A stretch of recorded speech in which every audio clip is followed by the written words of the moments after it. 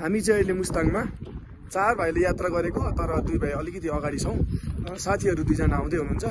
थोरै थकान महसुस भएर चाहिँ हामी एकछिन यहाँ बिसाएर छौँ। उहाँ चाहिँ हाम्रो नवीन सर, सबैजनाले चिन्नुहुने हुन्छ, यात्रु सर। म चाहिँ राइडर। साह्रै थाक्यो, उहाँ भन्दा पनि बढी म थाकेर बिसाएको हो। उहाँ चाहिँ जुनै भन्दै हुनुहुन्छ। हामी चाहिँ अप्पर मुस्ताङको यात्रामा साह्रै नै थाकिएको छ है।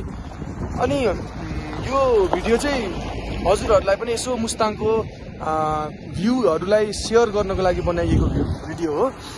सबैजनाले हेरिदिनुहुन्छ होला भन्ने आशाको साथ हामी चाहिँ अहिले मुस्ताङको लगभग आधी भागसम्म चाहिँ आइपुगेका छौँ।